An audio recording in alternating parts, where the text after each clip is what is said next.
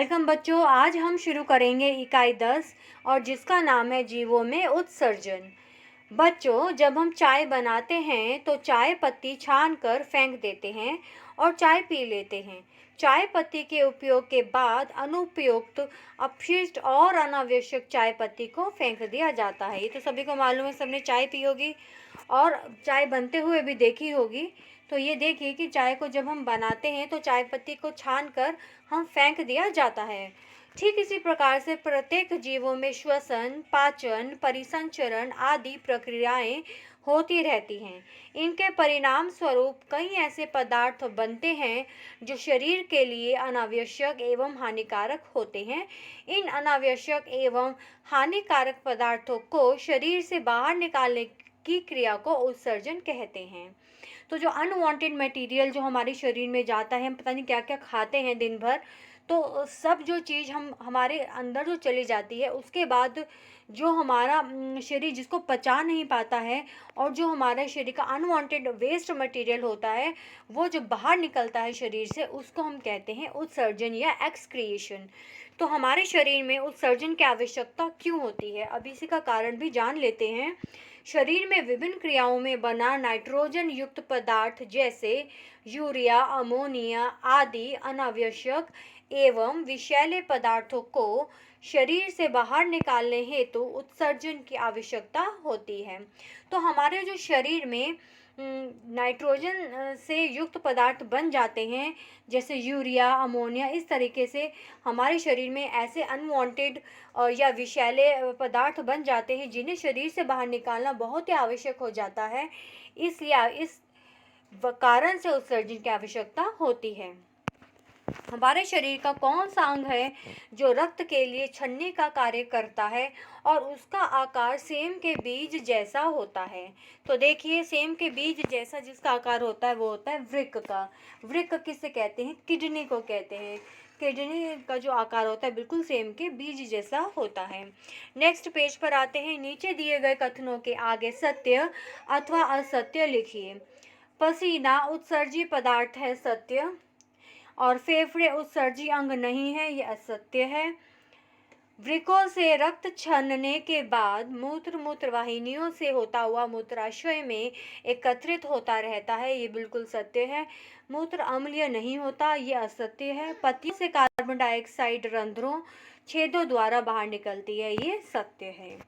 तो पेड़ पौधों में भी उत्सर्जन की क्रिया होती है। ये देखिए प्रश्न 4 में देखते हैं। आप सबने देखा होगा कि कुछ पेड़ों जैसे मदार, कनेर, महुआ आदि पत्तियों या तनों को तोड़ने पर दूध जैसा सफेद चिपचिपा पदार्थ निकलता है।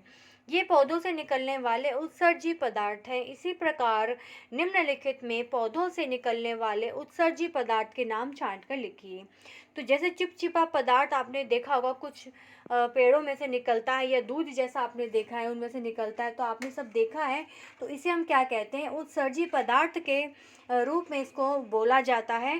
तो नीचे कुछ शब्द दिए गए हैं, आपको ये बताना है इनमें उत्सर्जी पदार्थ कौन से हैं। तो इनमें है लेटेक्स, रेजिन और गोंद, टैनिन और हींग। बाकी जो है वो उत्सर्जी पदार्थ नहीं हैं जो रह गए हैं, और जो हैं वो हमने यहाँ पे छांट कर नीचे लिख दिए हैं। नेक्स्ट पे चलते हैं। पौधों में उत्सर्जन वाष्पोत्सर्जन क्रिया किस रंध्र द्वारा होती है? ये होती है स्टोमेटा, इसको रंध्र बोलते हैं। तो यहाँ पर जो दिया गया एरो से इसको लिखा गया है वात रंध्र। नेक्स्ट है, नोट करके कुछ बताया भी गया है। कुछ पौधों की पत्तियों पर प्रातः काल में जल की बूंदें दिखाई देती हैं। इन बूंदों में अनावश्यक जल तथा लवण होते हैं। इस प्रकार के उत्सर्जन को बिंदु स्राव कहते हैं। तो ये कहा गया है कि कुछ पत्तियों में सुबह सुबह बूंदें दिखाई देती हैं। देखिए पानी की बूंदें दिखाई देती हैं। कुछ ऐसे एक पौधे का नाम है गार्डन नेस्ट्रेशियम।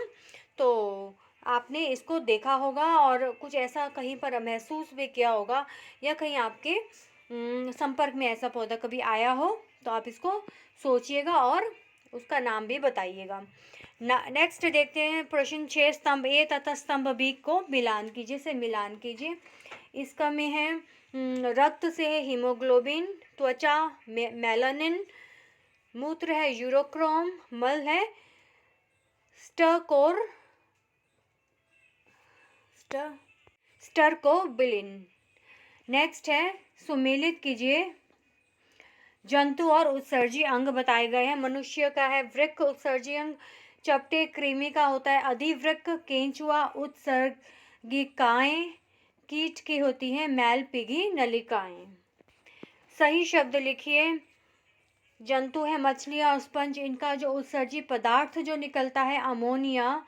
सीपी घोंघा का अमीनो अम्ल अमीनो एसिड्स। मनुष्य का यूरिया निकलता है। पक्षी और छिपकली यूरिक एसिड यूरिक अम्ल। नामांकित कीजिए, नीचे में नामांकित करना है। ये क्या है, ऊपर वृक्क दिखाया गया है और नीचे क्या है, मूत्राशय दिखाया गया है। तो इसी के साथ हमारी ये इकाई यहीं समाप्त होती है और मिलते हैं एक नई इकाई के साथ।